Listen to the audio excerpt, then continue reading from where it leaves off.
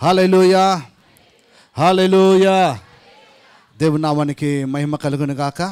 ప్రియులారా, దేవుని మహాకృపను బట్టి మనకు కింగ్ ఆఫ్ కింగ్ సంఘములో ఏర్పాటు చేయబడినటువంటి ఈ 21 days ఫాస్టింగ్ ప్రేయర్ యొక్క ఈ 7వ దినమందు మనమందరము కూడా ఇలాగా దేవుని సన్నిధానములో చేరి దేవుని స్తుతించే గొప్ప కృప దేవుడు మనకిచ్చినాడు. అందును బట్టి దేవునికి మహిమ కలుగును గాక. ఆమేన్, హల్లెలూయా. ఇంతవరకు దేవుని సన్నిధానములో మనం దేవుని స్తుతించున్నాం, ఆరాధించున్నాం, ఎన్నో విషయాల కొరకు మనం ప్రార్థించుంటున్నాం. ప్రియులారా, అందును బట్టి దేవునికి స్తోత్రం. ఈ సమయంలో దేవుని యొక్క వాక్యాన్ని మనం ధ్యానించుకుందాం. మన మధ్యలో ప్రియాంక ఉన్నారు, ఆమె వచ్చి మనకు దేవుని యొక్క వాక్యాన్ని అందిస్తారు.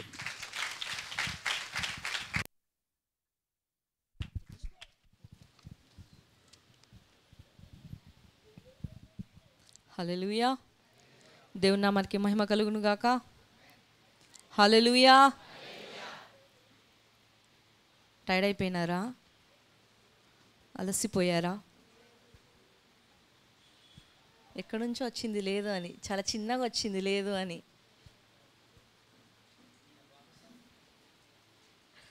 ఒక చిన్న ప్రార్థన చేసుకొని వాక్యం ధ్యానించుకుందాము.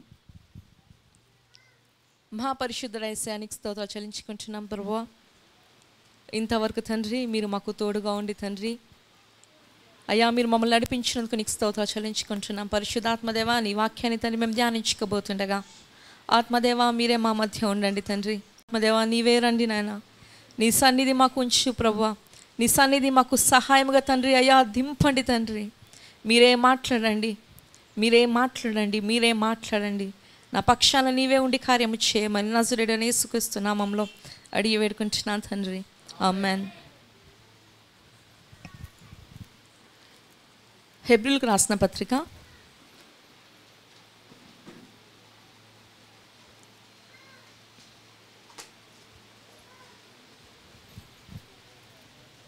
10వ అధ్యాయము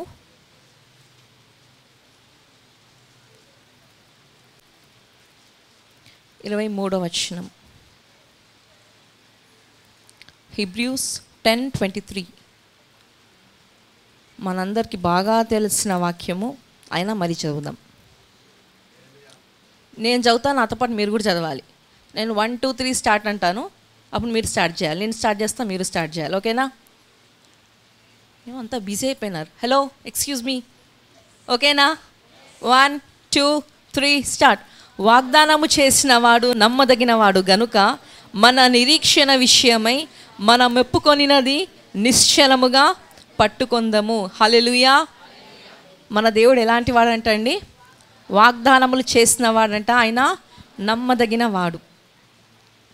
యాత్ర అంటే కదల్చబడే పరిస్థితులు వస్తూ ఉంటాయి కదా, అవునా కదా? జర్నీ అంటే స్మూత్గా వెళ్తుందా జర్నీ? ఇప్పుడు ఫ్లైట్స్ తీసుకోండి.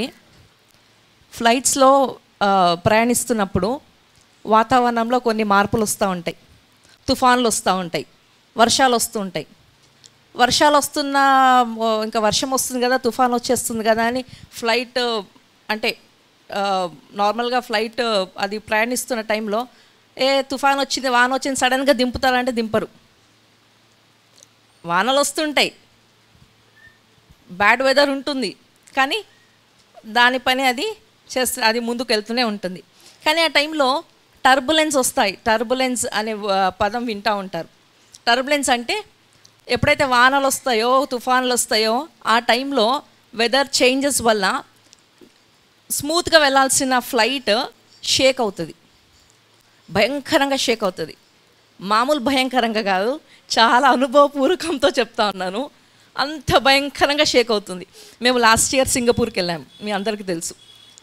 సింగపూర్ నుంచి మేము హైదరాబాద్కి వస్తూ ఉన్నాము. మా రిటర్న్ ఫ్లైట్ మొత్తం సముద్రం మీద నుంచే, జర్నీ మొత్తం సముద్రం మీద నుంచే. దగ్గర 5 hours జర్నీ మాది. స్టార్టింగ్ ఒక 10-15 minutes బాగుంది, నైట్ ఫుల్ నిద్రలో ఉన్నాము. ఒక హాఫ్ అన్ అవర్ తర్వాత ఉన్నటువంటి సడన్గా ఫ్లైట్ మొత్తం షేక్ అవడం స్టార్ట్ అయ్యింది. ఎంత భయంకరమైన అది సిచ్యువేషన్ అంటే ఏమైపోతుంది ఏమో, అసలు ఇట్లా లేము, మేము మామూలు కూర్చున్న వాళ్ళం ఇలా లేము, మొత్తం ఇట్లా షేక్ అయిపోతున్నాము, గట్టిగా పట్టుకున్నాం, సీట్స్ మీద గట్టిగా పట్టుకున్నాం. అయితే అటువంటి టైంలో పైలట్ వెంటనే ఒక అనౌన్స్మెంట్ చేస్తారు, ఏంటంటే మీ బెల్ట్స్ వేసుకొని జాగ్రత్త కరెక్ట్గా ఉండండి, తిరగొద్దు, మీ సీట్స్లో మీరు కూర్చోండి అని పైలట్స్ అనౌన్స్ చేస్తూ ఉంటారు. మనం రోడ్ల మీద వెళ్తున్నప్పుడు గుంతలు వస్తాయి, స్పీడ్ బ్రేకర్లు వస్తాయి, ఆర్టీసీ బస్సులో పోతూ ఉన్నాం, వెంటనే ఏం చేస్తాం? ఇప్పుడు బ్రేక్ పడుతుంది అనుకోండి, నిల్చున్న వాళ్ళం ఏం చేస్తాం? పట్టుకుంటాం. మనకు పట్టుకోవడానికి హ్యాండిల్స్ ఉంటాయి, కార్స్లో కూడా పట్టుకోవడానికి హోల్డర్స్ ఉంటాయి. అలానే ఆత్మీయ జీవితంలో కూడా మనము కదలింపబడుతూ ఉంటాం. అలాంటి పరిస్థితులు మనకు ఆత్మీయ జీవితంలో వస్తూ ఉంటాయి. అయితే అటువంటి సమయంలో ఏ విధంగా అయితే ఫ్లైట్స్లో బెల్ట్స్ ఉంటాయో, ఏ విధంగా అయితే ఆర్టీసీ బస్సెస్లో హ్యాండిల్స్ ఉంటాయో రాడ్కి, ఏ విధంగా అయితే కార్స్లో హోల్డర్స్ ఉంటాయో, మనకు ఒకటి ఉంది. ఏంటదంటే మన దేవుని వాగ్దానాలు. హల్లెలూయా. మన దేవుని వాగ్దానాలంట మనకు ఎలా ఉన్నాయంట? ఈ యాత్రా జీవితంలో మనం ప్రయాణిస్తున్నప్పుడు ఈ దేవుని వాగ్దానాలంట మనల్ని కదల్చకుండా స్థిరముగా ఉంచుతాయంట. హల్లెలూయా. అనేక వాగ్దానాలు దేవుడు మనకిస్తూ ఉంటాడు కదా. మనం ప్రార్థన చేస్తున్నప్పుడు మనకు దేవుడు మనతో మాట్లాడుతూ ఉంటాడు, వాగ్దానాలు ఇస్తూ ఉంటాడు. వాక్యం చదువుతున్నప్పుడు మాట్లాడుతూ ఉంటాడు. దైవ సేవకుల్ని అభిషేకించి ప్రార్థనాపూర్వకంగా ప్రతి సంవత్సరము కూడా సంఘానికి వాగ్దానము విడుదల అవుతూ ఉంటుంది.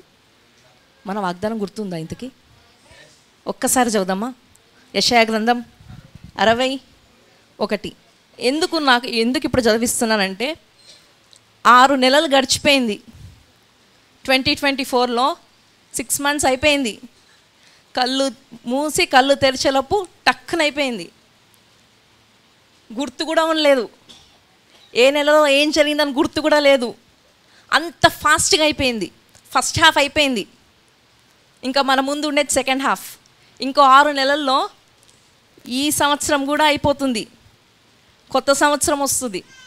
కొత్త సంవత్సరంలో కొత్త వాగ్దానాలు వస్తాయి. మరి పాత వాగ్దానం సంగతి ఏంటి? 6 నెలలు అయిపోయాయి కదా, దేవుడు వాగ్దానం ఇచ్చాడు. ఎందుకు ఇచ్చాడు దేవుడు వాగ్దానం? బ్యానర్ మీద వేయించి దాని మీద ఒక బట్ట పరిచి 31st నైట్ 12 o'clockకి అంకుల్ ఆంటీ మేమందరం కలిసి ప్రేయర్ చేసి ఆ బట్టను లాగడానికా? కాదు కదా. దేవుడు వాగ్దానం ఇచ్చాడు. 6 నెలలు అయిపోయింది, ఫస్ట్ హాఫ్ అయిపోయింది, సెకండ్ హాఫ్లో ఉన్నాం. మన ఇప్పటి నుంచి ఈ 6 నెలలు కూడా మన ఫోకస్ అంతా దేని మీద ఉండాలంటే దేవుడు మనకిచ్చిన వాగ్దానం మీదనే ఉండాలి. హల్లెలూయా. మన ధ్యాస అంతా వాగ్దానం మీదనే ఉండాలి, మన ఫోకస్ అంతా వాగ్దానం మీదనే ఉండాలి. రోజుకు నువ్వు ఎన్నిసార్లు ప్రార్థన చేస్తావు? 3 సార్లు ప్రార్థన చేస్తావా? నువ్వు 3 సార్లు చేస్తున్న ప్రార్థనలో ఖచ్చితంగా ఈ వాగ్దానం ఉండాలి. హల్లెలూయా. ఖచ్చితంగా ఉండాలి. ఎందుకు? ఇందాకే మనం చదివాం, వాగ్దానాలు చేసిన వాడంట ఎవరంట? ఆయన నమ్మదగినవాడు. ఆదికాండం 26వ అధ్యాయము 28వ అధ్యాయము 15వ వచనం చూడండి ఒకసారి. ఆదికాండము 28:15. 15. ఇదిగో నేను నీకు తోడయుండి నీవు వెళ్ళు ప్రతి స్థలమందు నిన్ను కాపాడుచు ఈ దేశమునకు నిన్ను మరలా రప్పించేదను. ఇప్పుడు చదవండి. నేను నీతో చెప్పినది నెరవేర్చు వరకు నిన్ను విడువనని చెప్పగా. హల్లెలూయా. ఫస్ట్ ఏం చదివాము? దేవుడు నమ్మదగినవాడు, వాగ్దానాలు ఇచ్చాడు, ఆయన నమ్మదగినవాడు. ఇప్పుడు రెండవది ఏంటంట? ఇచ్చిన మాట అంట నెరవేర్చేంత వరకు, ఇచ్చిన వాగ్దానము నెరవేర్చేంత వరకు అంట ఆయన విడిచిపెట్టడు. హల్లెలూయా. ఏమిచ్చాడు వాగ్దానం? రండి చదువుదాం అందరం మళ్ళీ ఒకసారి. యెషయా గ్రంథం 1వ అధ్యాయం 1వ వచనం. నీకు వెలుగు వచ్చి ఉన్నది, లెమ్ము తేజరిల్లుము, యెహోవా మహిమ నీ మీద ఉదయించును. హల్లెలూయా. యెహోవా మహిమ ఎవరి మీద? నా మీద ఉదయిస్తుంది. ఎవరి మీద ఉదయిస్తుంది? ఎవరి మీద? ఇప్పుడు సంఘం, కింగ్ ఆఫ్ కింగ్స్ చర్చ్ పేరు పెడదాం. యెహోవా మహిమ కింగ్ ఆఫ్ కింగ్స్ చర్చ్ మీద ఉదయించును. హల్లెలూయా. దేవుని మహిమ అంట మన సంఘంలో, మన సంఘము మీద, ఈ మందిరము మీద దేవుని మహిమను మనం చూడబోతున్నాం. ఆషామాషి కాదు, ఇది అంత చిన్న మాట కాదు. దేవుని మహిమ అంటే చాలా పెద్ద మాట. మన జీవితాల్లో ఆయన మంచి కార్యాలు చేస్తే అంట, మనం ఆశీర్వాదాలు పొందితే అంట, అది ఎవరికి మహిమ? దేవునికి మహిమ. అంటే మన జీవితాల్లో కార్యాలు చేసేది ఎవరండి? దేవుడు. ఈ ఫాస్టింగ్ ప్రేయర్స్ స్టార్ట్ అవ్వక ముందు లాస్ట్ సండే నాదే ఉండే మెసేజ్, గుర్తుందా? విన్నారా? ఒక మాట దేవుడు మనందరితో మాట్లాడాడు, గుర్తుందా? ఇందాక నేను ఈశ్వరన్న మాట్లాడేటప్పుడు అదే మాట అన్న, నా మనసులో అదే ఉంది. అన్న కూడా అదే మాట మాట్లాడాడు, గుర్తుందా? చెప్పండి. ఇదిగో నేను ఒక నూతన క్రియ చేయుచున్నాను, మునుపటి వాటిని మర్చిపోండి, పాతవి మర్చిపోండి, ఎందుకంటే నేను కొత్త కార్యాలు మీ జీవితంలో చేయబోతున్నాను. హల్లెలూయా. చూడండి, దేవుడు మనతో మాట్లాడి, దేవుడు మనకు ఒక వాగ్దానం ఇస్తూ ఈ 21 ఫాస్టింగ్ ప్రేయర్స్ని ప్రారంభించాడు. హల్లెలూయా. ముందుగానే దేవుడు మాట్లాడుతూ ఉన్నాడు. సంవత్సరంలోనే ఫస్ట్ రోజే దేవుడు చెప్తా ఉన్నాడు, నా మహిమ ఏంటో చూపిస్తాను నీకు. 21 డేస్ ఫాస్టింగ్ ప్రేయర్ ముందే చెప్తా ఉన్నాడు, ఇదిగో నేను నూతన కార్యం చేస్తున్నాను, కొత్తది కొత్తది కొత్తది. అది ఏ విషయంలో కొత్తదో తెలియదు, కానీ ఖచ్చితంగా కొత్తది చేయబోతున్నాడు దేవుడు. మన వ్యక్తిగత విషయంలో తెలీదు, కుటుంబ విషయంలో నాకు తెలీదు, సంఘం విషయంలో, పరిచర్య విషయంలో, మందిరం విషయం, అది ఏ విషయంలో తెలియదు, కానీ ఖచ్చితంగా 21 డేస్ ఫాస్టింగ్ ప్రేయర్ ముందు రోజే దేవుడు చెప్పాడు ఏంటంటే, ఇదిగో నేను ఒక నూతన క్రియ చేయుచున్నాను, మీరు దానిని ఆలోచింపరా. ఆయన వాగ్దానం చేశాడు, ఆయన నమ్మదగిన వాడు. ఇచ్చిన ఆ మాట నెరవేర్చేంత వరకు కూడా ఆయన విడిచిపెట్టే దేవుడు ఎంత మాత్రానికి కూడా కాదు. ఇప్పుడు మనం పోయిన వారం ధ్యానించుకున్నాము, దావీదు మీద ఆశీర్వాదం ఉంది, దావీదుకు నిబంధన చేశాడు, అది శాశ్వత కాల నిబంధన అని. దాని గురించే మనం ఈరోజు ధ్యానించుకుందాము. 2వ దినవృత్తాంతములు 13వ అధ్యాయము. 2వ దినవృత్తాంతములు 13వ అధ్యాయము. ఈ 13వ అధ్యాయంలో 2 రాజుల్ని చూస్తాం. మొట్టమొదటి రాజు అబియా. చెప్పాలి, పేరు చెప్పాలి. అబియా, చెప్పండి. అబియా. ఈ అబియా రాజు ఎవరంటే దావీదుకు మునిమనవడు. దావీదుకు మునిమనవడు ఈ అబియా రాజు.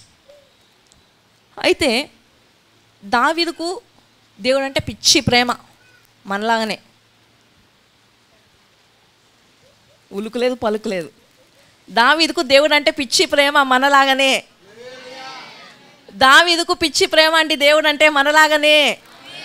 ఆమేన్, హల్లెలూయా. ఇప్పుడు ఎంత ప్రేమ అంటే దావీదుకు, దావీదు ఏమంటే, ప్రభువా నేను నీకోసం మందిరం కడతాను, నీకోసం మందిరం కడతాను, నీకోసం మందిరం కడతాను. అయితే దేవుడు ఏమంటాడు, దావీదు నువ్వు కాదు మందిరం కట్టాల్సింది, నా కోసం నువ్వు మందిరం కడతా అంటావు, దాని కొంచెం పక్కన పెట్టేయి, నేనే నీకు మందిరం కడతాను, నేనే నీ ఇంటిని కడతాను, నువ్వు నాకు ఇంటి కడతాను, నా కోసం ఇల్లు కడతా అంటున్నావు కదా, కొంచెం పక్కన పెట్టేయి, నేనే నీకు కడతాను ఇల్లు. హల్లెలూయా అని చెప్పి దావీదుకు దేవుడు వాగ్దానం చేస్తాడు. ఏమని వాగ్దానం చేస్తాడు? దావీదు నీ సంతతి నిత్యము ఏలునట్లుగా నేను నిన్ను ఆశీర్వదిస్తున్నాను అని దావీదుకు దేవుడు వాగ్దానం చేస్తాడు. ఆ వాగ్దానము చిరస్థాయిగా నిలిచిపోయే వాగ్దానము. ఎన్నటెన్నటికి యెహోవా ఆశీర్వదిస్తే అది ఎన్నటెన్నటికి ఆశీర్వదింపబడని వాక్యం సెలవిస్తుంది. అటువంటి ఆశీర్వాదాన్ని, నిత్య ఆశీర్వాదాన్ని దేవుడు దావీదుకి ఇచ్చాడు. ఇప్పుడు దావీదు మీద ఆశీర్వాదం ఉంది. దావీదు మీద ఇప్పుడు ఆ ఆశీర్వాదం ఉన్నాక దావీదు చనిపోతాడు. దావీదు తర్వాత సొలొమోను వస్తాడు. దావీదు నెక్స్ట్ కొడుకు సొలొమోను రాజు అవుతాడు. సొలొమోను తర్వాత రెహబాము వస్తాడు. ఈ రెహబాము దగ్గర వచ్చేటప్పటికి ఏమవుతుందంటే కొంచెం డిస్టర్బెన్స్ జరుగుతుంది. ఆ జరిగిన డిస్టర్బెన్స్ ద్వారా ఇజ్రాయేల్ దేశం మొత్తం 12 గోత్రాలు కదా, ఆ 12 గోత్రాల దేశము విడిపోతుంది. విడిపోయి 10 గోత్రాలు ఒక దేశంగా మారుతుంది, 2 గోత్రాలు ఒక దేశంగా మారుతుంది. మనందరికి బాగా తెలుసు. ఇప్పుడు 10 గోత్రాలు ఉండే దేశం ఎవరి చేతికి పోతుంది? యరొబాము చేతికి వెళ్ళిపోయింది. ఈ 2 గోత్రాలు ఉండే యూదా దేశము సొలొమోను కుమారుడు రెహబాముకు వస్తుంది. రెహబాము కూడా చనిపోతాడు. రెహబాము చనిపోయాక రెహబాము కుమారుడు ఎవరంటే ఇందాక మనం విన్నాము, చెప్పాలి, అబియా. అబియా దావీదుకు ముని మనవడు. అర్థమైంది కదా, క్లియర్ కదా. ఇప్పుడు 2వ దినవృత్తాంతములు 13వ అధ్యాయము 5వ వచనం. ఇజ్రాయేలు రాజ్యమును ఎల్లప్పుడూ ఏలునట్లుగా ఇశ్రాయేలీయుల దేవుడైన యెహోవా దావీదుతోను అతని సంతతి వారితోనూ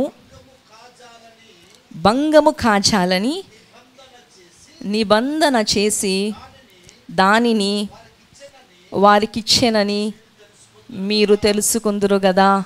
హల్లెలూయా. దావీదుకు ఆశీర్వాదం ఉంది, దావీదు మీద ఒక వాగ్దానం ఉంది. ఆ వాగ్దానము, ఆ నిబంధన దావీదు సంతతికి అది అప్లికేబుల్ అయిపోతుంది.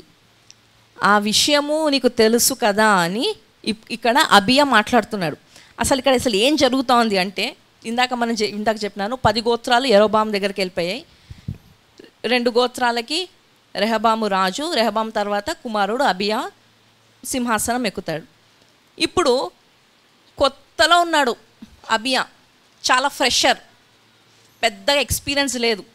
ఒక 2-3 ఇయర్స్ అవుతుంది సింహాసనం ఎక్కి. ఫ్రెషర్ అంటే తెలుసు కదా, అప్పుడప్పుడే జాబ్లో జాయిన్ అయ్యి ఇంకా పెద్ద మంచి ఎక్స్పీరియన్స్ కూడా ఉండదు. అటువంటి ఫ్రెషర్ అనమాట ఈ అబియా. అటువంటి సమయంలో అంతా కొత్తనే, తనకి రాజ్యాన్ని పరిపాలించడం అంతా కొత్త. అటువంటి టైంలో సడన్గా ఈ అబియా ఒక భయంకరమైన వార్త వినాల్సి వస్తుంది. దిగులు చెందాల్సిన వార్త వస్తుంది, వినాల్సి వస్తుంది. చింత చేయాల్సిన వార్త వినాల్సి వస్తుంది. ఏంటి అంటే తన అపోనెంట్ ఎవరైతే ఉన్నారో ఆ 10 గోత్రాలకు ఇజ్రాయేల్ దేశానికి రాజు ఎవరైతే యరొబాము ఉన్నాడో ఆ యరొబాము అంట ఈ అబియా మీదకి యుద్ధాన్ని ప్రకటిస్తున్నాడు. భయపడిపోవాలి, దిగులు చెందాలి, ఏం చేయాలి అని ఎందుకంటే ఫ్రెషర్, చాలా కొత్తగా పాపం. ఫ్రెషర్కి ఒక కష్టమైన పని అప్పగిస్తే కింద మీద పడిపోతాడు. అవునా కదా? టీచర్ జాబ్ చేస్తున్నారు అనుకోండి, మీకు ఇంకా సరిగ్గా ఎక్స్పీరియన్స్ లేదు, ఒక 1 మంత్ 2 మంత్సే ఇంకా మీ లైఫ్లో మీరు జాయిన్ అయ్యింది అదే ఫస్ట్ జాబు, టీచర్ జాబు. డైరెక్ట్గా 10th క్లాస్కి వెళ్ళి టీచింగ్ చేయండి, ఇంకా నెక్స్ట్ మంత్లో 10th క్లాస్ ఎగ్జామ్స్ ఉన్నాయంటే మీకు భయం అవుతుందా అవ్వదా? ఎందుకు? మీకు కావాల్సిన ఎక్స్పీరియన్స్ లేదు. ఇక్కడ అబ్బాయి పరిస్థితి కూడా సేమ్ అదే, ఎక్స్పీరియన్స్ లేదు, ఏదో మెల్లమెల్లగా నేర్చుకుంటున్నాడు. అటువంటి టైంలో యుద్ధము ప్రకటించాడు తనకు అపోనెంట్గా ఉన్న యరొబాము రాజు. ఇప్పుడు భయపడాలా లేదా అబియా? దిగులు చెందాలా లేదా? కలత చెందాలా లేదా? కానీ ఏమంటున్నాడు? ఇశ్రాయేలు రాజ్యమును ఎల్లప్పుడూ ఏలునట్లుగా ఇశ్రాయేలు దేవుడైన యెహోవా దావీదుతోనూ అతని సంతతి వారితోనూ భంగము కాజాలని నిబంధన. హల్లెలూయా. మీ అందరి దగ్గర బైబిల్స్ ఉన్నాయి కదా, భంగము కాజాలని దగ్గర పైన ఒక 1 అని ఒక ఉందా? ఉంది. కింద చూడండి ఫుట్ నోట్స్లో, ఉప్పు నిబంధన అంటే దావీదుకు దేవుడు ఒక నిబంధన చేశాడు. మనం ఇందాక మాట్లాడాం కదా, ఆ నిబంధనకి దేవుడు ఒక పేరు పెట్టాడంట. ఆ పేరు ఏంటంటే ఉప్పు నిబంధన. అర్థం కావట్లేదు కదా, ఉప్పు నిబంధన ఏంటి, నిబంధనకు పేరు పెట్టడం ఏంటి, ఈ ఉప్పు అసలు ఈ ఉప్పు ఎందుకు వచ్చింది? మనం ఇంట్లో వంట చేసుకున్న ఉప్పు తీసుకొచ్చి ఇక్కడ నిబంధనకు పేరు పెట్టాడేంటి అని అనుకోవచ్చు. అసలు ఏముంది ఉప్పు నిబంధనలో? ఈ ఉప్పు నిబంధనలో ఉండే శక్తి ఏంటి? యాక్చువల్గా భయపడాల్సిన అబియా, నిరుత్సాహపడాల్సిన అబియా, ఏమైతుందో అని కన్ఫ్యూజన్లో ఉండాల్సిన అబియా ధైర్యంగా చెప్తున్నాడు రాజుకు, యరొబాము రాజుకు, యరొబాము నీకు తెలీదా, దేవుడు దావీదు సంతతికి నిబంధన చేశాడు. ఏం నిబంధన అది? ఉప్పు నిబంధన. ఆ ఉప్పు నిబంధన గురించి నీకు అర్థం కావట్లేదా? నీకు తెలియదా? భయపడాల్సిన అబియాకి ఇంత ధైర్యం ఎట్లొచ్చింది?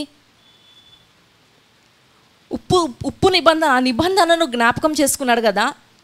తనకి ఇప్పుడు కష్టం ఉంది, తన ముందు ఒక పెద్ద ప్రాబ్లం ఉంది.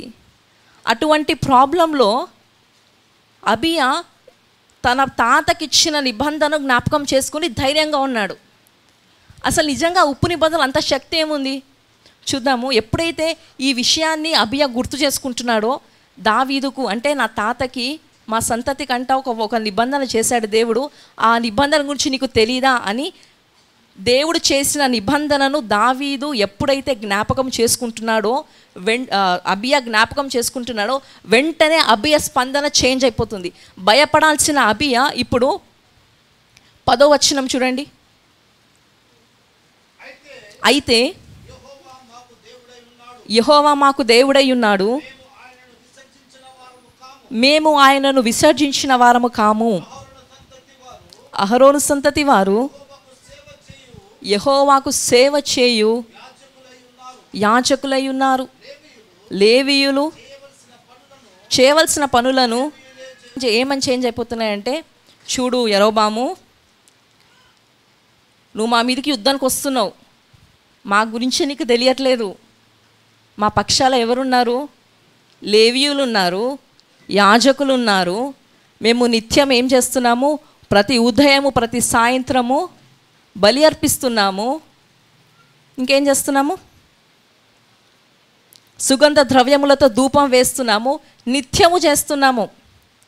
చేస్తూ కిందికే నెక్స్ట్ ఏమంటాడంటే, ఇంత చేస్తున్నాము కదా. నెక్స్ట్ చూడండి 12వ వచనం. ఆలోచించుడి. ఇంత చేశాం కదా, ఒక్కసారి ఆలోచించు. దేవుడే మాకు తోడై మాకు అధిపతిగానున్నాడు. హల్లెలూయా. మీ మీద ఆర్భాటము చేయుటకై బూరలు పట్టుకొని ఊదునట్టి ఆయన యాజకులు మా పక్షమున ఉన్నారు. ఇజ్రాయేలు వారలారా, మీ పితరుల దేవుడైన యెహోవాతో యుద్ధము చేయకుడి, చేసినను మీరు చేయముందరు. హల్లెలూయా. ఇప్పుడు అబి ఏమంటున్నాడంటే, యరొబాము నీకు అర్థం కావట్లేదు, మా దగ్గర ఫస్ట్ ఏముంది? దావీదు సంతతికి దేవుడిచ్చిన నిబంధన, ఉప్పు నిబంధన ఉంది. రెండవదిగా మేము నిత్యము దేవునికి ధూపం వేస్తూ ఉన్నాము, బలి అర్పిస్తున్నాము, అంటే ఆరాధన చేస్తున్నాము, కృతజ్ఞతాస్తుతులు మేము చెల్లిస్తున్నాము. ఇవి రెండు మా దగ్గర ఉన్నందువలన నీకు ఒక విషయం అర్థం కావట్లేదు. ఏంటి ఆ విషయం అంటే, దేవుడే మా పక్షాన ఉన్నాడు. హల్లెలూయా. దేవుడు అంటే ఎవరి పక్షాన ఉన్నాడంట? అబియా పక్షాన దేవుడే ఉన్నాడు. చూడు, దేవుడు మా పక్షాన ఉన్నాడు. నీవు అయినా యుద్ధం చేస్తానంటున్నావు, నీ ఇష్టము. యుద్ధము చేసావనుకో ఖచ్చితంగా ఓడిపోతావు. పోయి దేవునితోనే పెట్టుకుంటున్నావు. ఎందుకంటే దేవుడే మా సైడ్ ఉన్నాడు, దేవునితోనే పెట్టుకుంటున్నావు, జాగ్రత్త. యుద్ధం చేస్తే నువ్వు గెలవవు. హల్లెలూయా. ఇప్పుడు దేవుడు ఎవరి పక్షాన ఉన్నాడు? అబియా పక్షాన. దేవుడు అబియా పక్షాన ఉండడానికి కారణం ఏంటంటే, 2 కారణాలు ఉన్నాయి. మొదటి కారణము, అబియా తనకు కష్టం వచ్చిన వెంటనే ఒకటి గుర్తు చేసుకున్నాడు. ఏంటి అది అంటే, తన పితరులకు దేవుడు చేసిన ఉప్పు నిబంధన, భంగము కాజాలని నిబంధన, వాగ్దానమును అబియా గుర్తు చేసుకున్నాడు మొట్టమొదటిగా. రెండవదిగా అబియా ఏం చేస్తున్నాడంటే, నిత్యము కూడా ఆరాధన జరిగిస్తూ ఉన్నాడు అక్కడ. హల్లెలూయా. మనం 21 days ఫాస్టింగ్ ప్రేయర్ చేస్తున్నాం కదా. ఎన్నో రోజు ఇది? 7వ రోజు మనం ఫాస్టింగ్ ప్రేయర్స్ చేస్తూ ఉన్నాము. మంచిదే. కానీ అబియా ఇక్కడ మనకేం చెప్తున్నాడంటే, మనం అందరం ఫాస్టింగ్ ప్రేయర్ ఊరికే చేస్తామా? ఎవరన్నా నాకు ఊరికే నేను టైంపాస్కి చేస్తున్నానండి ఫాస్టింగ్ ప్రేయర్, నాకు ఏం అవసరం లేదు, నా దగ్గర అన్నీ ఉన్నాయి, నాకు ఏ అవసరం లేదు, నేను చాలా బాగున్నాను, నా లైఫ్ అంతా బాగుంది. కానీ నేను ఊరికే టైంపాస్కి చేస్తున్నాను ఫాస్టింగ్ అన్న వాళ్ళు ఎవరు ఉంటే ఒక్కసారి చేతులు ఎత్తారా? ఎవరు ఉండరు. ప్రతి ఒక్కరికి ఏదో ఒక అవసరం ఉంటుంది. ఇక్కడ ఉన్న వాళ్ళని అడిగితే నువ్వు ఎందుకు ఫాస్టింగ్ చేస్తున్నావు అని అడిగితే ఏదో ఒక అవసరం, నాకు ఈ అవసరత ఉంది, నాకు అప్పులు ఉన్నాయి, నాకు వివాహం కావట్లేదు, కుటుంబంలో ఈ సమస్య ఆ సమస్య అని ఎన్నో సమస్యలు ఉంటాయి. అబియాకు కూడా సమస్య వచ్చింది. ఇక్కడ మనకు కూడా సమస్యలు వస్తున్నాయి కాబట్టే మనం ఇక్కడ ఉన్నాం ఈరోజు. మనకు సమస్యలు ఉన్నాయి కాబట్టే మనం ఉపవాస ప్రార్థన చేస్తూ ఉన్నాం. అబియాకు సమస్య వచ్చింది. అబియా 2 పనులు చేశాడు. మొట్టమొదటి ఏం పని చేశాడు? నిబంధన, వాగ్దానాన్ని గుర్తు చేసుకున్నాడు. హల్లెలూయా. రెండవదిగా అబియా ఏం చేస్తున్నాడు? నిత్యము కూడా ఆరాధన జరిగిస్తూ ఉన్నాడు. ఈరోజు మనము ఉట్టుట్టిగా ఫాస్టింగ్ ప్రేయర్ చేయడం కాదు. ఉట్టుట్టిగా ఫాస్టింగ్ ప్రేయర్ చేస్తే అది డైటింగ్ అవుతుంది. అవునా కాదా? మనం డైటింగ్ చేస్తున్నామా, ఫాస్టింగ్ చేస్తున్నామా? అంతేనా? ఎవరైనా డైటింగ్ చేస్తున్నారా ఇక్కడ? లేదు కదా. మనం ఫాస్టింగ్ చేస్తున్నామంటే దేవుడిచ్చిన వాగ్దానాలను మనం ఎత్తి పట్టి అడగాలి. మనకు దేవుడు ఎన్నో వాగ్దానాలు ఇచ్చాడు. ఇవన్నీ దేవుని వాగ్దానములే. అన్ని దేవుని ఇన్ని వాగ్దానాలు మన దగ్గర ఉన్నాయి. వీటన్నిటిని మనం వాక్యమును ఎత్తి పట్టి మనము ప్రార్థించాలి. వాక్యమును ఎత్తి పట్టి ఉపవాసంలో అడగాలి. ప్రభువా నీవు ఇస్తానన్నావు, నీవే ఇచ్చావు. ఇదంతా ఇచ్చింది ఎవరు? పరిశుద్ధాత్మ దేవుడు. నువ్వే అన్నావు, వాగ్దానం చేసిన వాడవు, నేను నమ్మదగిన వాడవు నువ్వే అన్నావు. మరి ఇచ్చిన ఈ మాటను పట్టే నేను అడుగుతున్నాను. అబియా గుర్తు చేసుకున్నాడు. నువ్వు చేసిన వాగ్దానమునే అబియా గుర్తు చేసుకుని అబియా సమస్య నుంచి బయటకు వచ్చాడు. చూడండి, ఎప్పుడైతే అబియా ఈ 2 విషయాలు చేశాడో, వాగ్దానాన్ని వాగ్దానాన్ని గుర్తు చేసుకున్నాడు, నిత్యం అక్కడ ఆరాధన జరిగించాడు. వెంటనే ఏం జరిగిందంట? ఈయన పక్షాన, అబియా పక్షాన దేవుడే దిగి వచ్చాడు. హల్లెలూయా. యుద్ధం స్టార్ట్ అయింది. యెరోబాము యుద్ధం స్టార్ట్ చేశాడు. ఎప్పుడైతే యెరోబాము యుద్ధం స్టార్ట్ చేశాడో దేవుడు దిగి వచ్చాడు. హల్లెలూయా. అబియా పక్షాన దేవుడే యుద్ధము చేశాడు. హల్లెలూయా. మొన్న రేఖాంటి ప్రేయర్ చేస్తున్నప్పుడు ఒక మాట అనింది, యుద్ధ నిమ్మదు, విజయ నమ్మదు అని. నా మనసు అక్కడ అయిపోయింది. మనం చేస్తున్న యుద్ధము మనము కాదంట, దేవుడే మన యుద్ధాలు జరిగిస్తున్నాడు. విజయము దేవుడే మనకిస్తున్నాడు. అబియా పక్షాన దేవుడు వచ్చి నిలబడడానికి కారణము 2 కారణాలు. వాగ్దానాలు ఎత్తిపట్టాడు, వాగ్దానాన్ని గుర్తు చేశాడు, ఆరాధించాడు. ఈరోజు మనము దేవుడు మనకిచ్చిన వాగ్దానములు ఎత్తిపట్టి మనము దేవునికి కృతజ్ఞతాస్తుతులు చెల్లిస్తే, దేవుని మనం ఆరాధిస్తే, ఆ రోజు యుద్ధ భూమిలో దేవుడు ఎట్లయితే దిగి వచ్చి అబియా పక్షాన యుద్ధము చేశాడో, దేవుడు ఈరోజు మనము చేస్తున్న యుద్ధాల్లో కూడా ఆయన దిగి వచ్చి మన జీవితాల్లో విజయం ఇవ్వడానికి ఆయన సిద్ధంగా ఉన్నాడు. హల్లెలూయా, హల్లెలూయా. యెరోబాము 8 లక్షల మంది సైన్యంతో యుద్ధానికి వచ్చాడు. కానీ అబియా సైన్యం ఎంతమంది తెలుసా? 4 లక్షల మంది. డబల్. 4, 8 డబల్ కదా. ఎక్కువ శత్రు సైన్యం బలంగా ఉంది, శత్రు సైన్యం ఎక్కువ ఉంది. అయినా కూడా ఎప్పుడైతే దేవుడు దిగి వచ్చాడో, ఎప్పుడైతే దేవుడు వీరి పక్షాన యుద్ధము చేశాడో, శత్రు బలం ఎంతున్నా, శత్రువు ఎంత బలంగా ఉన్నా, ఎంతమంది ఉన్నా, ఇట్ డజంట్ మ్యాటర్. హల్లెలూయా. అవసరం లేదు అంతా. ఎంతమంది ఉన్నా పర్లేదు, సంబంధమే లేదు.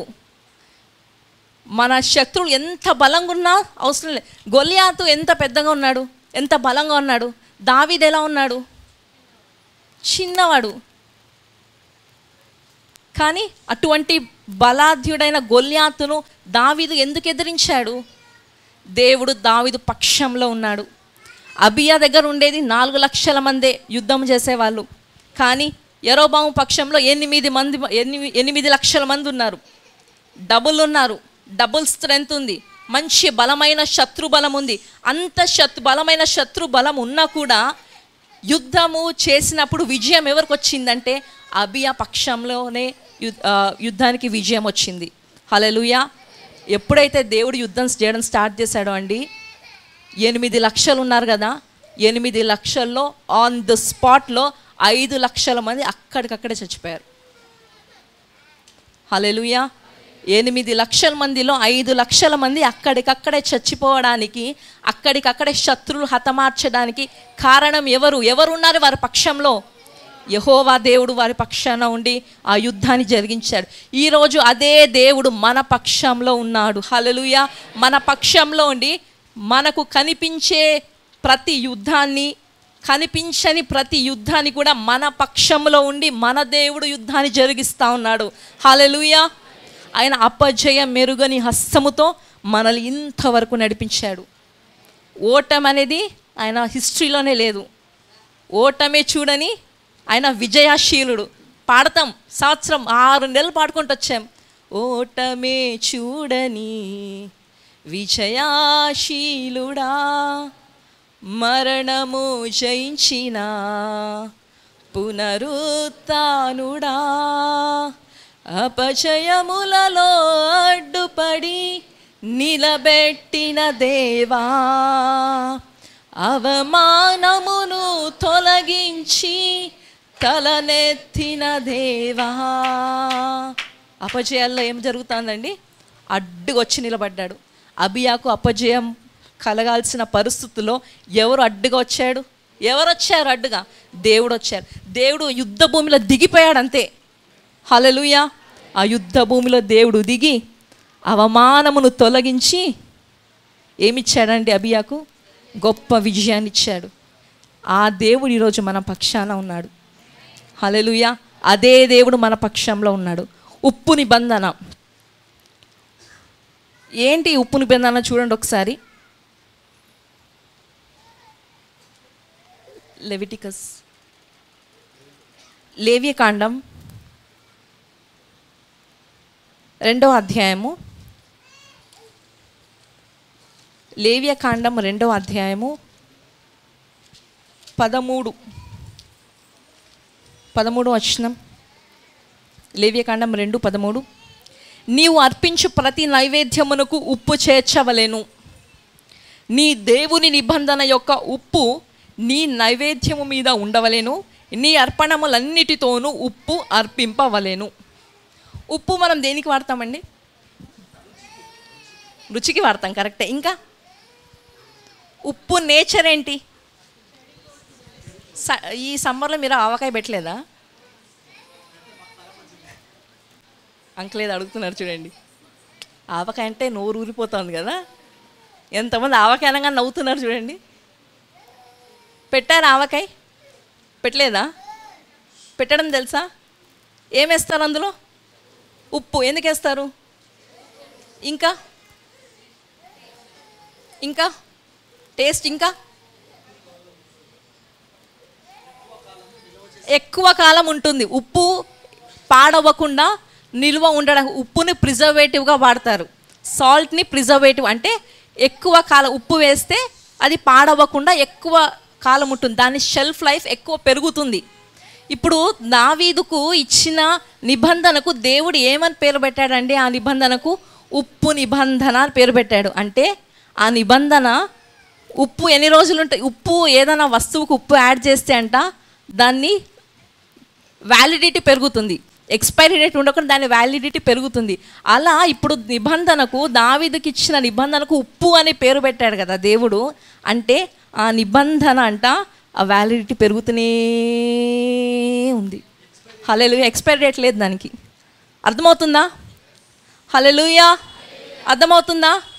అదే ఉప్పు నిబంధన. శాశ్వతముగా చిరస్థాయిగా నిలిచిపోయే నిబంధనకు దేవుడు దావీదు నిబంధనకు ఏమని పెట్టాడు పేరు? ఉప్పు నిబంధన. మనము దేవుణ్ణి నమ్మితే, దావీదు జీవితంలో ఉప్పు నిబంధన చేశాడు కదా, మనము నమ్మితే ఈరోజు ఆ ఉప్పు నిబంధన నాకు నీకు కూడా చేయడానికి ఆయన సిద్ధంగా ఉన్నాడు. హల్లెలూయా. మన దేవుడు ఆశీర్వదిస్తే కొద్ది వరకు ఆశీర్వదించి వదిలిపెట్టే దేవుడు కాదు.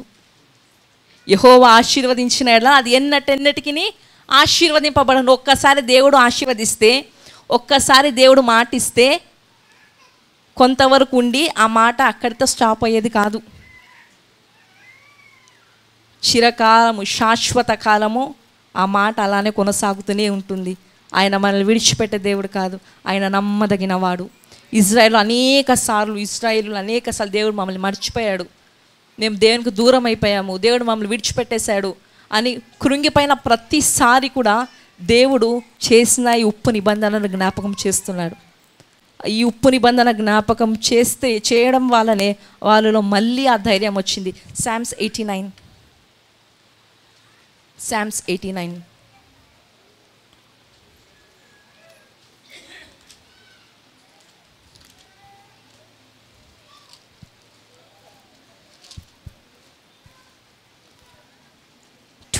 నుంచి చదువుదాము, 28 నుంచి చదువుదాము. నా కృప నిత్యము అతనికి తోడుగా నుండజేసేదాను. ఎవరికి? దావీదుకు. ఇజ్రాయేలీలు అనేక సార్లు దేవుడు మమ్మల్ని మర్చిపోయాడు, మేము దేవునికి దూరం అయిపోయాము, దేవుని కోపం మా మీద చాలా ఉంది అనుకున్న ప్రతిసారి తిరిగి వాళ్ళలో ధైర్యం పుట్టించింది ఏదంటే ఈ మాటలంట. ఏ మాటలు? నా కృప నిత్యము అతనికి తోడుగా నుండ చేసేదను, నా నిబంధన అతనితో స్థిరముగా నుండును, శాశ్వత కాలము వరకు అతని సంతానమును, ఆకాశమున్నంత వరకు అతని సింహాసనమును నేను నిలిపెదను. అతని కుమారులు నా ధర్మశాస్త్రము విడిచి నా న్యాయ విధులను ఆచరింపని ఎడల వారు నా కట్టడలను అపవిత్రపరచి నా ఆజ్ఞలను గై కొనని ఎడల నేను వారి తిరుగుమార్చునకు దండముతోను వారి దోషమునకు దెబ్బలతోను వారిని శిక్షిస్తాను. ఖచ్చితంగా వాళ్ళు తిరుగుబాటు చేస్తే, నా దగ్గర నుంచి దూరం పోతే ఖచ్చితంగా నేను శిక్షిస్తాను. కానీ నెక్స్ట్ వచనం చూడండి. కానీ నా కృపను అతనికి బొత్తిగా ఎడము చేయను, అబద్ధికుడనై నా విశ్వాస్యతను నేను విడువను. హల్లెలూయా. నా నిబంధనను నేను రద్దుపరచను, నా పెదవుల గుండా బయలు వెళ్ళిన మాటను మార్చను. ఒక్కసారి నా నోట్లో నుంచి మాట వచ్చిందా, ఒక్కసారి నేను మాట ఇచ్చానా, అది చేంజ్ అవ్వదు. హల్లెలూయా. ఒక్కసారి నేను వాగ్దానం చేసి మళ్ళీ నేను మనసు మార్చుకొని నేను అప్పుడు నేను వాగ్దానం చేశాను కింగ్ ఆఫ్ కింగ్స్ చర్చ్కి, అప్పుడు నాకు మూడు ఉండే అందుకే వాగ్దానం చేస్తున్నాను, కానీ ఇప్పుడు నాకు మూడు లేదు, నేను మళ్ళీ తీసేసుకుంటాను వెనక్కి అని అనే దేవుడు కాదంట. హల్లెలూయా. ఆయన ఎలాంటి దేవుడు అంట? నా పెదవుల గుండా బయలు వెళ్ళిన మాటను ఆయన మార్చడు. ఆయన ఒక్కసారి మాట ఇస్తే దాన్ని మళ్ళీ మళ్ళీ మార్చడు. ఒక్కసారి రిలీజ్ అయిందనుకోండి, అది రిలీజ్ అంతే, యేసు నామములో. హల్లెలూయా. నెక్స్ట్, అతని సంతానము శాశ్వతంగా ఉండుననియు, అతని సింహాసనము సూర్యుడు ఉన్నంత కాలము నా సన్నిధిని ఉండుననియు, చంద్రుడు ఉన్నంత కాలము అది నిలుచుననియు, మింట నుండి సాక్షి నమ్మకముగా ఉన్నట్లు అది స్థిరపరచబడుననియు. ఇప్పుడు దేవుడు ఏం చెప్తున్నాడు తెలుసా అండి? నేను చేసే నిబంధన ఖచ్చితము. ఎంత ఖచ్చితం అంటే ఇప్పుడు చదవండి, 37వ వచనం. నా పరిశుద్ధత తోడని నేను ప్రమాణము చేసి తిని.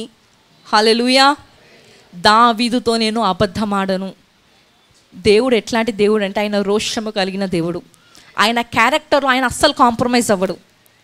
ఆయన క్యారెక్టర్ ఎట్లాంటిదంట? పరిశుద్ధుడు. ఆయన హోలీనెస్ ఈజ్ హిస్ క్యారెక్టర్.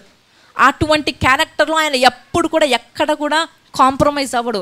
కానీ ఇక్కడ ఏం చెప్తున్నా అంటే నేను పరిశుద్ధుడను, నేను చాలా రోషం కలిగిన వాడను, నా పరిశుద్ధత విషయాన్ని అస్సలు కాంప్రమైజ్ అవ్వను, కానీ ఆ పరిశుద్ధతతో నేను దాని మీద నేను ప్రమాణం చేసి చెప్తున్నా. ఏమని ప్రమాణం చేస్తానంటే దావీదుతో నేను అబద్ధం ఆడను. హల్లెలూయా. ఈరోజు దేవుడు మనతో అంటున్నాడు, కింగ్ ఆఫ్ కింగ్స్ చర్చ్తో నేను అబద్ధం ఆడను. హల్లెలూయా. నా పరిశుద్ధతతో నేను ప్రమాణము చేస్తున్నాను, కింగ్ ఆఫ్ కింగ్స్ చర్చ్తో నేను అబద్ధం ఆడను. హల్లెలూయా. ఇన్ని సంవత్సరాలు దేవుడే మన పక్షాన ఉన్నాడు కాబట్టి, దేవుడే ఈ పరిచర్యలో ఉన్నాడు కాబట్టి, ఇంతవరకు 34 సంవత్సరములు కూడా ఇంతవరకు కూడా దేవుడే కాచాడు. హల్లెలూయా. నిన్న అంకుల్ చెప్తా ఉన్నారు, 2-3 స్థితి నుంచి ఇంత పెద్ద కుటుంబముగా దేవుడు ఆశీర్వదించాడు. హల్లెలూయా. ఇంకా ఇంకా ఇంకా ఆశీర్వాదాన్ని ఇంకా ఆయన ఎక్కువ చేయడానికి సమర్థుడు. ఆయన చేయబోతున్నాడు. హల్లెలూయా. ఈ స్థలం ఇరుకుగా ఉందంటే విశాల స్థలంకు తీసుకెళ్తాడు. విశాల స్థలంకు తీసుకెళ్ళినాక ఇంతమందే ఉంటే ఖాళీ ఉంటుందా ఉండదా? ఆ ఖాళీనంతా నింపాలా లేదా? ఖచ్చితంగా నింపుతాడు. అంటే కుటుంబం పెద్దగా అవుతుందా లేదా? ఖచ్చితంగా అవుతుంది యేసు నామములో. దేవుడు మనకు ముందే వాగ్దానం చేశాడు, ముందే మాట ఇచ్చాడు. ఇదిగో 21 రోజులు ఫాస్టింగ్ ప్రేయర్ చేస్తున్నావు కదా, ముందే నేను మాట్లాడుతున్నా, నీకు ముందే జ్ఞాపకం చేస్తున్నా, ముందే గుర్తు చేస్తున్నా, కొత్త కార్యాన్ని చేయబోతున్నాను, నూతన కార్యము చేయబోతున్నాను. పాతదిగా ఉండదు ఆ కార్యము, ఇంతకుముందు జరిగినట్టుగా ఉండదు ఆ కార్యము, క్రొత్తదిగా నూతనంగా. ఎన్నడూ చూడని విధంగా దేవుడు మన జీవితాల్లో కార్యం చేయబోతున్నాడు. హల్లెలూయా. ఎప్పుడైనా అంకుల్ 50 lakhs కావాలి, అరేంజ్ చేయాలి మనము అని ఎప్పుడైనా అనౌన్స్ చేశాడా? ఇంత పెద్ద అమౌంట్ ఎప్పుడైనా అంకుల్ అనౌన్స్ చేశారా? ఏదైనా మీటింగ్స్కి 50 లక్షలు కావాలి, ఆఫరింగ్ ఇప్పుడు సమకూర్చాలి, ఈ మీటింగ్కి 50 లక్షలు అవుతుంది అని ఎప్పుడైనా చెప్పారా? చెప్పలేదు. ఎప్పుడు చూడలేదు, మనం ఎప్పుడు వినలేదు 50 లక్షలు అని. ఈ ఈ ఈ స్థలంలో 50 లక్షలు అనే పేరు ఎప్పుడన్నా ఎత్తబడిందా? ఎప్పుడన్నా 50 లక్షలు అన్న మాట వచ్చిందా? కానీ ఇప్పుడు ఎందుకు వచ్చింది? ఇదిగో నేను ఒక నూతన క్రియ చేయుచున్నాను. హల్లెలూయా. ఇదిగో నేను ఒక నూతన క్రియ చేయుచున్నాను. దేవుడు మనతో నిబంధన చేస్తూ ఉన్నాడు. ఆ నూతన కార్యం ఎలా ఉంటుందంటే చాలా మహిమకరంగా ఉంటుందంట. ఆ మహిమకరమైన నూతన కార్యానంట మనమందరము కూడా ఈ సంవత్సరంలో చూడబోతున్నామంట. హల్లెలూయా. హల్లెలూయా. మందిరం విషయంలో, సంఘం విషయంలోనే కాదు, మన వ్యక్తిగత జీవితంలో కూడా దేవుడు నూతన కార్యాలు చేయడానికి సిద్ధంగా ఉన్నాడు. కానీ మనం రెండు చేయాలి. ఏం చేయాలి? వాగ్దానం ఎత్తి పట్టుకోవాలి, నిత్యము ఆరాధించాలి, నిత్యము కృతజ్ఞతాస్తుతులు. మెసేజ్ అంతా అయిపోయాక అంకుల్ అందరూ నిలబెడతారు కదా, ఏం చెప్తారు అప్పుడు? ప్రార్థన చేయండి, 50 lakhs రావాలి, రిజిస్ట్రేషన్ అయిపోవాలి, ప్రార్థన చేయండి అంటారా? ఏమంటారు? స్తుతించండి. ఎందుకంటే స్తుతిలోనే మన ఆశీర్వాదం దాగి ఉంది. హల్లెలూయా. మనం ఎప్పుడైతే స్తుతిస్తున్నామో, మనం ఎప్పుడైతే ఆరాధిస్తున్నామో, మనం ఎప్పుడైతే వాగ్దానం ఎత్తిపట్టి అడుగుతున్నామో, దేవుడు ఏ విధంగా అయితే అబీయాకు యుద్ధ భూమిలో ప్రత్యక్షమయ్యాడో అదే విధంగా మన మధ్య ఆయన ప్రత్యక్షమై ఆయన కార్యాలు జరిగించి మనకు విజయం ఇస్తాడు. అవమానపరచడు, సిగ్గుపరచడు. ఎవరైనా వింటే బయట వాళ్ళు వింటే 50 లక్షల ఎక్కడ నుండి వస్తుంది వాళ్ళకి అని అనుకోవచ్చేమో, వస్తుందేమో. కొడుకు కోడలు మొన్నే వెళ్ళొచ్చారు, లండన్కి అంతా వెళ్ళొచ్చారు, దీనికేమో ఖచ్చితంగా ఈ విషయం తెలిసిన ఖచ్చితంగా అనుకుంటారండి. మేము ఐర్లాండ్కి వెళ్ళినప్పుడు కొంతమంది సేవకులతో మాట్లాడుతున్నప్పుడు ఇక్కడ జరుగుతున్న పరిచర్య గురించి మేము చెప్తున్నప్పుడు వాళ్ళు ఒక మాట అడిగారు, ఒకటే మాట. ఒక 2-3 అడిగారు, మనకు సరిగ్గా గుర్తులేదు, కానీ అడిగారు, మీకు ఎక్కడి నుండి వస్తుంది? మేము అన్ని ఫొటోస్ చూపించాం. ఇక్కడ జరిగే ఆరాధన, బండేట్లో జరిగే ఆరాధన, ఈరాల్ చర్చ్, ఇవన్నీ మన సోషల్ మీడియాలో ఉన్నాయి, ఇన్స్టాగ్రామ్, ఫేస్బుక్స్లో ఉన్నాయి. ఇవన్నీ చూపిస్తున్నాం, మీటింగ్స్ ఫొటోస్ అన్నీ చూపిస్తున్నప్పుడు 30 సంవత్సరాల పైనుండి సేవ చేస్తున్నారా మీ తల్లిదండ్రులు? ఓకే. అంటే మీకేమైనా ఫండ్స్ వస్తున్నాయా? బయట నుంచి మీకేమైనా వస్తున్నాయా అని వాళ్ళే అడిగారు. ఎక్కడో వేరే దేశంలో ఉన్న వాళ్ళే అడిగారు. ఇప్పుడు 50 లక్షలు కావాలంటే బయటికి మనం కాదులేండి, ఖచ్చితంగా చెప్పాం మేము. ఎందుకు వస్తుంది బయట నుంచి? మా సంఘాన్ని దేవుడు ఆశీర్వదించాడు, అక్కడి నుండే మాకు ఫండ్స్ రిలీజ్ అవుతాయి. మాకెక్కడి నుంచో బయట నుంచి రావు, ఉన్న స్థలము నుండే రిలీజ్ అవుతాయి. ఎన్ని మీటింగ్స్ కండక్ట్ చేశాము, ఎన్నెన్నో మీటింగ్స్. మా అంకుల్ని క్రూసేడ్స్ కింగ్ అనేవాళ్ళు, మా డాడీని క్రూసేడ్స్ కింగ్ అంటే ఎప్పుడు మీటింగ్స్ పెడుతూనే ఉంటారని చెప్పినప్పుడు వాళ్ళు అంటే ఎక్కడి నుండి వస్తుందంటే ఎక్కడి నుంచి రాదు, బయట నుంచి మాకు ₹1 రాదు, మాకంతా సంఘం నుండే వస్తుంది, దేవుడే ఇస్తున్నాడు. వాళ్ళు నిజంగా ఆశ్చర్యపోయారు. ఇప్పుడు 50 లక్షలు కావాలంటే మనం కాదు కానీ బయట ఉన్న వాళ్ళు ఎవరైనా వింటే వీళ్ళ వల్ల అవుతుందా? ఖచ్చితంగా బయట అనకపోయినా మనసులో ఖచ్చితంగా అనుకుంటారు, ఎప్పుడవుతుందిలే 50 లక్షలే మాటలా, పోనీ 50 లక్షలు అయ్యింది అనుకోండి, రిజిస్ట్రేషన్ అయిపోయాక మళ్ళీ కట్టాలి కదా, కట్టడానికి ఎంత కావాలి? సుమారుగా కావాలి. ఏం ఆషామాషలా కోటి అంటే ఏం బిస్కెట్సా చాక్లెట్లా అని అనుకుంటారు. ఖచ్చితంగా అనుకుంటారు, బయటికి చెప్పకపోయినా అండి ఖచ్చితంగా మనసులో అనుకుంటారు. కానీ మన దేవుడు అటువంటి వారి నోళ్ళన్నిటిని ముగించడానికి సిద్ధంగా ఉన్నాడు. ఇదేదో నేను మిమ్మల్ని ఎంకరేజ్ చేయాలని నేను మాట్లాడట్లేదు. నేను ఒక్కటే ప్రేయర్ చేసుకొని వచ్చాను. ఈరోజు ఇంతమంది వస్తారని నాకు తెలియదు. నా చాలా చిన్న మెసేజ్, చాలా కొద్దిగా ప్రిపేర్ అయ్యాను. ఒకటే ప్రేయర్ చేస్తా. ఇంతమంది వస్తున్నారు కదా, నేను నా జ్ఞానంతో ఇక్కడ నిలబడి మాట్లాడితే ఇంతమంది వచ్చారు, వాళ్ళ టైం వేస్ట్ అవుతుంది. నేను నా జ్ఞానంతో మాట్లాడితే నేను వారి టైంని నేను వేస్ట్ చేసిన దానిలో అవుతాను. నేను నా జ్ఞానంతో కాదు, నీ ఆత్మతో మాట్లాడాలని నేను ప్రేయర్ చేసుకొని వచ్చాను. మాట్లాడుతున్న ప్రతి మాట కూడా పరిశుద్ధాత్మ దేవుడు పలుకుతున్న మాటనే. అవమానమును కలగకుండా విజయం ఇవ్వడానికి మన దేవుడు సిద్ధంగా ఉన్నాడు. హల్లెలూయా. చింతపడొద్దండి, ప్రార్థన చేయండి. అయ్యో 50 లక్షలు ఎక్కడి నుండి వస్తాయని చింతొద్దు, ప్రార్థన చేయండి. వాగ్దానాలు ఎత్తిపట్టి అడగండి, స్తుతించండి, దేవుణ్ణి ఆరాధించండి. మీరే దేవుని కార్యం చూస్తారు. హల్లెలూయా. 21 days ఫాస్టింగ్ పీరియడ్ ముందే చెప్పాడు నూతన కార్యము చేస్తాను అని. విశ్వాసాన్ని ముందే బలపరిచాడు. ఉపవాస ప్రార్థన చేస్తున్నాము. ప్రతి మాటను, గుర్తొచ్చిన ప్రతి వాక్యమును ఎత్తిపట్టి అడగండి. గుర్తొచ్చిన నోటికొచ్చిన ప్రతి మాట నువ్వు ప్రేయర్ చేస్తున్నప్పుడు ఏ మాటలు అయితే గుర్తొస్తున్నాయి, ఎందుకంటే ప్రతిదీ కూడా దేవుని వాగ్దానమే. ఇందులో ఉండేదంతా దేవుని వాగ్దానమే. ప్రార్థన చేస్తున్న ప్రతి సమయంలో ఈ వాక్యమును ఎత్తిపట్టి అడగండి. దేవుడు ఖచ్చితంగా మన జీవితాల్లో కార్యము చేయడానికి సిద్ధంగా ఉన్నాడు. హల్లెలూయా. అంతే నా మెసేజ్, ఇంకేం లేదు. ఒకటే, మహిమను అడుగుదాం. నీ మహిమను కనుపరచు, నీ మహిమను కనుపరచు. ఈ మాట లేకుండా మన ప్రేయర్ ఆమెన్ అనొద్దు. ఖచ్చితంగా ఈ మాట పలికే, ఈ వాగ్దానం ఎత్తి పట్టే ప్రేయర్ కంప్లీట్ అవ్వాలి, ఆమెన్ అనాలి. ఏ ప్రార్థన చేసినా ఖచ్చితంగా ఈ మాట, ఇది అంత చిన్న మాట కాదు, ఇది చాలా శక్తివంతమైన మాట. యాక్చువల్గా నీకు ఒక విషయం చెప్పాలి. నేను ఇప్పుడు చెప్తున్నా, ఈ వాగ్దానము, మహిమ గురించిన వాగ్దానము లాస్ట్ ఇయర్, ఈ సంవత్సరం కాదు, లాస్ట్ ఇయర్కి రిలీజ్ చేయాలి అని ప్రేరేపణ కలిగింది. రెండు వాక్యాలు ఇచ్చాడు దేవుడు, 2 వాక్యాలు ఇచ్చాడు. అందులో మహిమను గురించిన ఒక వాగ్దానము మేము ప్రేయర్ చేస్తున్నాము. ఆ ఇయర్లో ఆ వాగ్దానం రిలీజ్ కాలేదు, వేరే వాగ్దానం రిలీజ్ అయింది. నెక్స్ట్ ఇయర్కి వాగ్దానం రిలీజ్ చేసే టైంలో మళ్ళీ ప్రేయర్ చేస్తూ ఉన్నాం. గుర్తుంది కదా అంకుల్ మీకు? కరెక్ట్ ఈ ఇయర్లో దేవుడు ఈ వాగ్దానం రిలీజ్ చేశాడు. ఏ వాగ్దానం?